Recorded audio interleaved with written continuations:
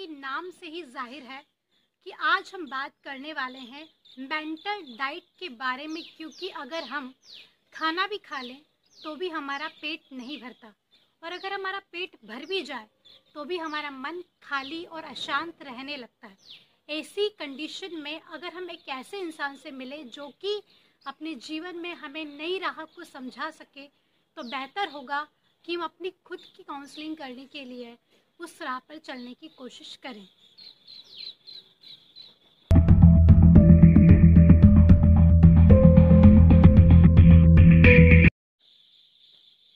आज मैं आपको मिलवाने जा रही हूँ भोपाल शहर की जानी मानी प्लेयर संजली तिवारी से।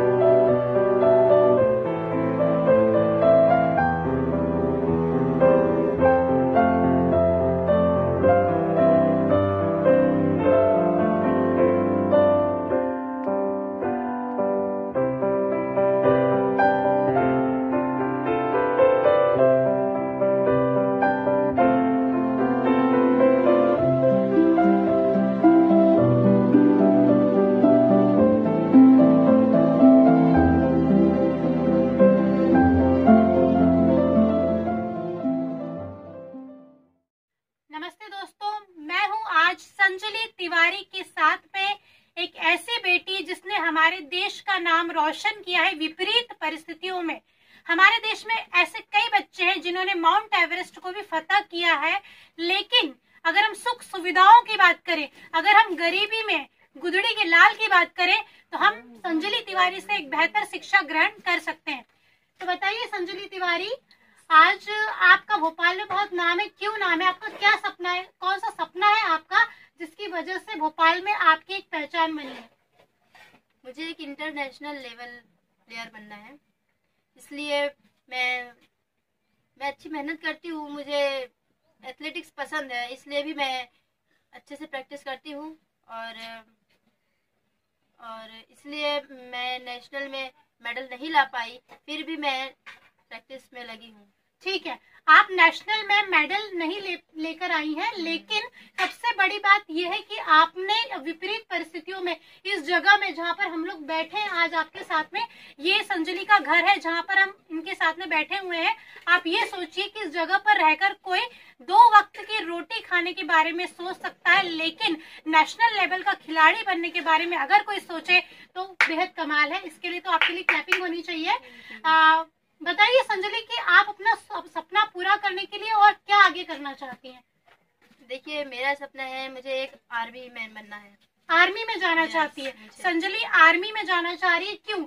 देश सेवा के तो और भी मुद्दे हो सकते हैं। देश सेवा तो आप पॉलिटिक्स में जाकर भी कर सकती हो, लेकिन देश सेवा के लिए आपने आर्मी को क्यों चुना? इसलिए क्योंकि मैं हमारे गांव में कोई आर्मी में नहीं गई आज तक, लड़के तो गए नहीं, लड़की भी नहीं गई है। तो मैं चाहती हूँ कि मैं ऐसा कुछ बनूं जो हमारे गाँव में हमारे गाँव का नाम रोशन हो और हमारे माँ बाप का नाम रोशन हो, इसलिए मैं आर्मी में जाना चाहती हूँ। और मैं ये नहीं मानती कि गरीबी किसी इंसान को आगे बढ़ने के लिए बाधा है।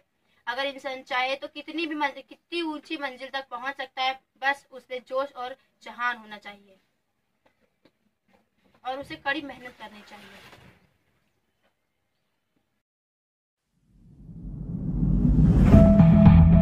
बहुत बड़ा इशू है। अगर आप स्पोर्ट्स में हैं तो आपको बेहतर डाइट किस प्रकार मिल पाती है? हाँ, मैं ये मानती हूँ कि जरूरी नहीं है कि काजू किशमिश छुहारे बादाम इसमें ही डाइट अच्छी हो सकती है, इसमें हम बहुत आगे बढ़ सकते हैं। और मुझे तो ऐसा लगता है कि इन सब चीजों से ज्यादा फायदेमंद गाय का दूध होता है। अच्छा। शुद्ध गाय का दूध। बस मेरी डाइट यही है, गाय का शुद्ध दूध, और घर में जो भी बनता है बस उसको ही भरपेट खाना, यही डाइट है। जरूरी नहीं है कि अच्छा। जैसे एकेडमी वालों को भी बहुत अच्छी डाइट मिलती है। मैं भी एकेडमी में नहीं हूँ, और अभी जो ट्रायल होगा वैसे भी मैं उसमें चली जाऊंगी एकेडमी में, मुझे इतना भरोसा है। तो वहाँ तो वैसे भी डाइट मिलेगी, बस कुछ दिनों की बात है। मैं जिससे अपने गाय के दूध से ही और घर का नॉर्मल खाने से ही अपनी डाइट पूरी कर लेती हूँ। आपका मतलब ये है कि जो मिल रहा है, जैसा मिल रहा है, आप उसमें खुश हो। और आप अपनी मानसिकता को पॉजिटिव बना के रखती हो हमेशा। हमें हमेशा पॉजिटिव थिंकिंग रखना चाहिए। हमें किसी भी चीज को नेगेटिव तरीके से नहीं देखना चाहिए। हमें अगर कोई गलत कर रहा है तो हमें ये सोचना चाहिए कि वो कुछ रीजन होगा, इसीलिए वो गलत कर रहा है। अगर यदि कोई चोरी कर रहा है तो हमें उसे इस नजरिए से देखना चाहिए कि वो शायद भूखा हो, इसलिए वो चोरी कर रहा है। हमें हर चीज को पॉजिटिव तरीके से देखना चाहिए। आपकी सोच बहुत ही गहरी है संजली। आपकी उम्र बहुत कम है अभी, है ना? आपकी उम्र कितनी है? 16 ईयर ओल्ड है अभी संजली।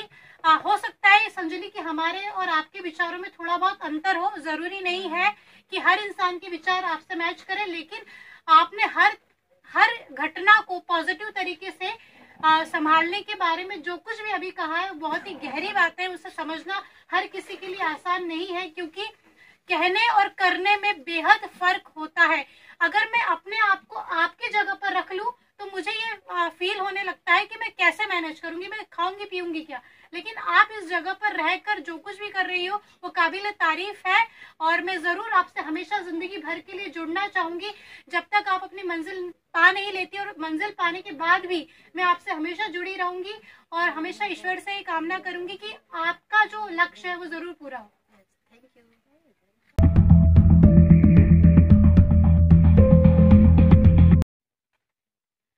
संजली, हमने एक लेटर पढ़ा है जो आपकी बड़ी बहन अंजलि ने लिखा है। 6 भाई बहनों का परिवार है। सॉरी, भाई नहीं है इन लोगों का, 6 बहनों का परिवार है इनका, इस छोटे से आशियाने में जहाँ पर इनके माता पिता के साथ में ये लोग रहते हैं। संजली, आप तो टैलेंटेड हो ही, लेकिन आपकी बड़ी बहन अंजलि के विषय में भी हमें जानकारी मिली। अभी अंजलि यहाँ किसी कारणवश उपस्थित नहीं है, लेकिन हम आपसे एक सवाल जरूर पूछना चाहेंगे क्योंकि आप उनकी बहन हैं। संजली, आप ये बताइए मुझे कि आपकी जो बड़ी बहन अंजलि ने लेटर में साफ साफ ये लिखा है हमारी सरकार को चुनाव प्रक्रिया के बारे में, उन्होंने साफ साफ ये लिखा है कि जो उम्मीदवार खड़े होते हैं चुनाव प्रक्रिया में उनको भी एग्जाम पास करनी चाहिए, क्योंकि हमारे देश में चपरासी के भी एग्जाम होते हैं, इसलिए चुनाव में खड़े होने वाले हर प्रत्याशी के भी एग्जाम्स होने चाहिए। अच्छा, और अगर एग्जाम होंगे तो उससे हमारे देश को क्या फायदा होगा? हमें ये फायदा होगा कि हमें एक टैलेंटेड नेता मिलेगा, जिससे हमारे देश का, हमारे राज्य का विकास होगा। बहुत ही बढ़िया आइडिया मुझे आपका ये लगा। हालांकि इस आइडिया को इम्प्लीमेंट हमारी गवर्नमेंट करेगी या नहीं करेगी मुझे नहीं पता, लेकिन आपके विचार जानकर बेहद खुशी हुई कि आप लोगों ने कोशिश करी। जिन लोगों के पास में सारी सुख सुविधाएं मौजूद है वो लोग एक लग्जरी लाइफ जी रहे हैं, लेकिन हमारे देश के विषय में बिल्कुल नहीं सोचते हैं। लेकिन आपने इतनी कठिन परिस्थितियों में और आपकी बहन ने हमारी चुनाव प्रक्रिया को बेहतर मजबूत करने के लिए, उसको बेहतरी देने के लिए साफ साफ ये लिखा है कि उम्मीदवारों की परीक्षा होनी चाहिए, तभी उन्हें चुनाव में जीत हासिल करने का अधिकार प्राप्त होना चाहिए, क्योंकि एक चपरासी के भी एग्जाम होते हैं। बिल्कुल बिल्कुल बिल्कुल। संजलि, और ये बताइए कि आप आज के युवाओं को क्या मैसेज देना चाहोगी?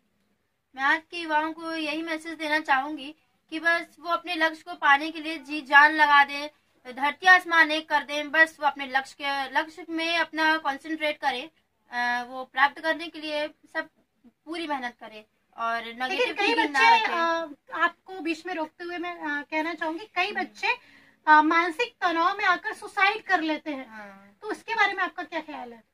देखो, जब मन में सुसाइड आए ना तो कहीं घूमने चले जाना चाहिए, सुसाइड नहीं करना चाहिए। मैं भी तो नेशनल हारी हूँ, मैं कौन से जीती हूँ। देखो, फिर भी मैं लगी हूँ, मैं मेहनत रोज मैं प्रैक्टिस करने जाती हूँ, क्योंकि मुझे एक इंटरनेशनल प्लेयर भी बनना है। आर्मी में तो जाना ही है, पर इंटरनेशनल प्लेयर भी बनना है। बस इसलिए किसी को फांसी नहीं लगाना चाहिए, आत्महत्या नहीं करना चाहिए। बस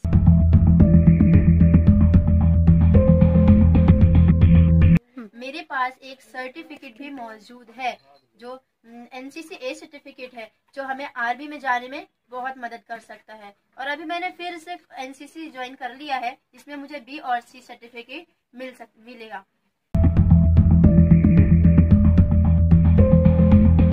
मतलब पूरी मेहनत करना चाहिए, पूरी जान लगा देना चाहिए, ताकि बाद में ऐसा न लगे कि मैं थोड़ी और मेहनत करती तो मैं उससे आगे होती, अगर मैं थोड़ा और पढ़ती तो मैं ये इस पोस्ट में होती। ऐसा नहीं लगना चाहिए। ऐसा इतनी मेहनत करो कि जो चाहते हो वो बन जाओ। लेकिन टेंशन होता है, आज के युवाओं को टेंशन बहुत जल्दी घेरता है, बहुत जल्दी हार मान लेते हैं युवा, इवन कई लोग सुसाइड तक कर लेते हैं। आप बताइए क्या कहना है आपका? तो उन्हें योगा करना चाहिए, योगा से मन शांत होता है। रोज सुबह या शाम जब उन्हें टाइम मिले तो योगा जरूर करना चाहिए, उससे मन शांत होता है, बॉडी में फिटनेस सही रहती है। ये बहुत अच्छी एक आइडिया है मन शांत करने की। इससे हमारे मन में गलत विचार नहीं आते हैं सुसाइड करने के, इस टाइप के। ओके, आपका मोटिवेशन क्या है? आपको कहाँ से दौड़ने की प्रेरणा मिली?